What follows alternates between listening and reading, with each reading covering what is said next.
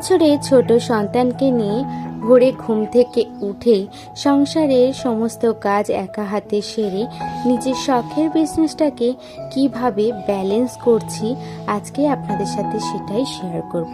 রাধে রাধে বন্ধুরা, কেমন আছেন আপনারা সবাই? আশা করছি আপনারা সবাই ভালো আছেন ও সুস্থ আছেন। আমরাও বেশ ভালো আছি। আমার আরও একটি নতুন ভিডিওতে আপনাদের সকলকে স্বাগত জানাই। আজ মঙ্গলবার আর এখন ঘড়ির কাঁটায় বাজে সকাল ওই 5টা নাগাদ। এখন থেকে আপনাদেরকে সাথে নিয়ে আজকের ভিডিওটি শুরু করলাম। ঘুম থেকে উঠেছিলাম তখন ঘড়ির কাঁটায় বাজে ওই 3টে নাগাদ।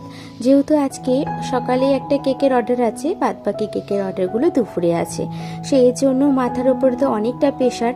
সেই কারণে কিন্তু সকালে ঘুমটা ভেঙে গেছিল। রাত থাকতে থাকতে উঠেই কাজগুলোকে শুরু করে নিয়েছিলাম। শরীরের মধ্যে তো হাজারো ক্লান্তি, হাজারো ঘুম, মনে হয় কতটি রাত মনে হয় ঘুমায়নি। যেহেতু এই কিছুদিন ধরে কাজের অনেকটাই প্রেশার চলছে, তারপরে তো সংসার, সন্তান সব কিছুকে আমরা কিন্তু সমান তালে ব্যালেন্স করে চলি। আমরা একজন গৃহিণী মানে যখন তোমার নিজের শখের কাজগুলো করতে পারছো, তার মানে তোমাকে তোমার সংসারের সমস্ত কাজ সেরে কিন্তু তুমি তোমার শখের কাজগুলোকে করতে পারবে। আর সেই জন্য কিন্তু সংসার, সন্তান, স্বামী সব কিছুকে নিয়ে কিন্তু আমরা চলতে হয়। আর এই চলার মধ্যে কিন্তু আমাদের সুখ কিন্তু আমাদেরকেই খুঁজে নিতে হবে। আর এই সুখটা কিন্তু শুধুমাত্র তুমি নিজের উপরে ভরসা করতে পারো।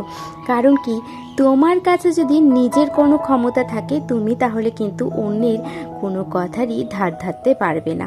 আর তোমার মধ্যে যদি নিজস্ব যে ক্ষমতাটাই না থাকে, তাহলে কিন্তু তোমাকে অন্যের ভরসায় সারাটা জীবন চলতে হবে। এই জন্য জানেন তো, প্রত্যেকটি গৃহিণী কিন্তু একটা সমান তালে সংসারের পাশে নিজের শখের কিছু কাজ করাটা খুবই দরকার।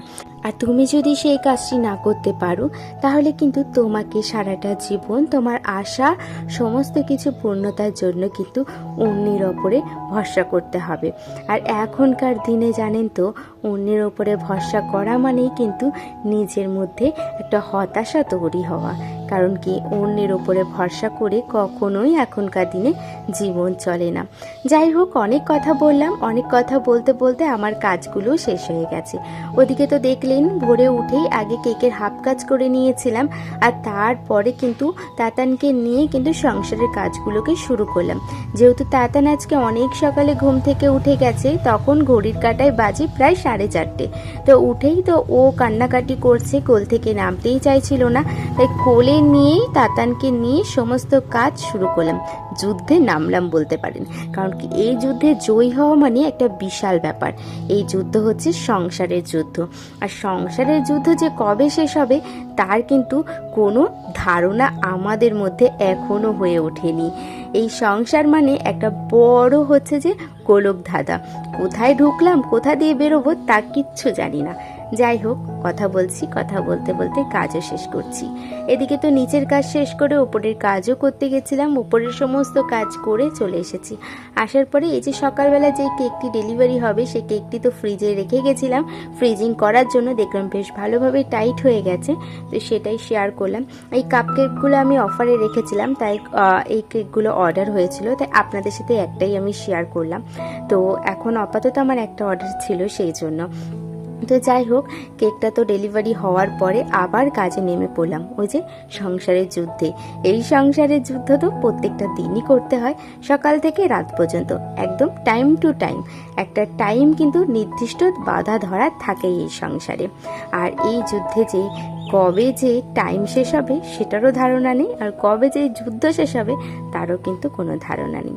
তো তারপরে দেখুন, এদিকে তো কাজবাজগুলো করছি। কেকটি ডেলিভারি হওয়ার পরে যে কেকের বাসনগুলো ছিল সেগুলোকেই হচ্ছে যে এখন ধুয়ে জল ঝরানোর জন্য রেখে দিয়েছি। যেহেতু দুপুরে আরও কেক করতে হবে, তো এই বাসনগুলো আমার প্রয়োজন, সেই জন্য। তো তারপরে চলে গেছিলাম স্নানে। স্নান সেরে সিঁদুরটি পরে রেডি হয়ে ওপরে চলে এসেছি। আজ মঙ্গলবার, আজ হচ্ছে নিরামিষ আমাদের। তো সেই জন্য কি করলাম যে ওপরে চলে এসেছি। ওপরে এসে এদিকে দিদি তো ভাত বসিয়ে দিয়েছে, আমি সবজিটা কেটে দিয়েছি। আজকে সংসারে কিছুটা দায়িত্ব একটুখানি কম বলতে পারেন, কারণ কি সকাল থেকে একটু চাপের মধ্যে ছিলাম এতগুলো কেকের অর্ডার নিয়ে। তো সেই জন্য কিন্তু এই সংসারে কিছু কিছু দায়িত্ব থেকে আজকে আমার বিরত বলতে পারেন। মানে ওই যে টুকিটাকি রান্নার থেকে অল্প কিছু রান্না সেরেছি, আর বাদবাকি রান্নাটা মা আর দিদি করে নিয়েছিল।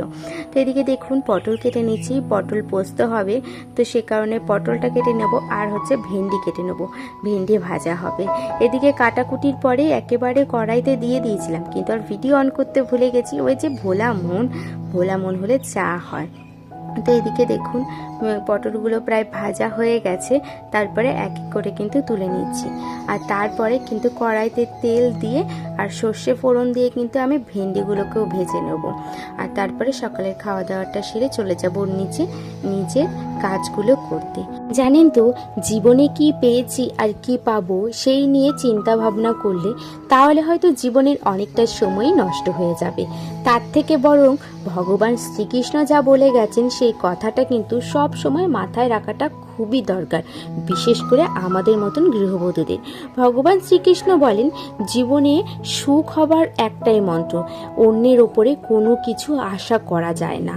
আশা করলে শুধুমাত্র নিজের ওপরে করো, আর অন্যের ওপরে আশা করলে কিন্তু তোমার আশাটা যত কম হবে তার থেকেও বেশি তুমি কিন্তু হতাশা হবে। আর নিজের ওপরে আশা রাখলে কিন্তু সেই হতাশাটা একটু হলেও কম হবে।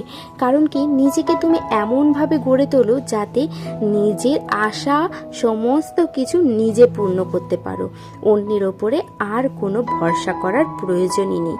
নিজেকে গড়ে তোলো, নিজেকে সমান তালে সাজিয়ে নাও, যাতে নিজের শখটুকু নিজে পূরণ করতে পারি। নিজের শখের জন্য অন্যের কাছে নির্ভরশীল যাতে না হয়। আমাদের মতন গৃহিণীদের কিন্তু একটা মানুষ থাকে যার উপরে নির্ভরশীল হতে হয়। কিন্তু কি বলুন তো, কতদিনই বা আপনি নির্ভরশীল থাকবেন? যতদিন থাকবেন ততদিন হয়তো সেই জিনিসটা পাবেন, কিন্তু আপনার প্রয়োজন ফুরিয়ে গেলে, আর আপনার প্রয়োজন ফুরিয়ে গেলে সেই জিনিসটা পেয়ে কিন্তু আপনার কোনো রকম লাভ হয় না, এটাই আমার মনে হয়। জানেন তো, একজন গৃহবধূর জীবনটা এতটাও সহজ নেই যে সহজেই সমস্ত জিনিস তিনি কিন্তু খুব তাড়াতাড়ি পূর্ণ করতে পারে। তবে আমাদের জীবনে সব সময় লড়াই করে যেতে হবে। লড়াই না থাকলে জীবনের যুদ্ধে জয়ী হব কি করে?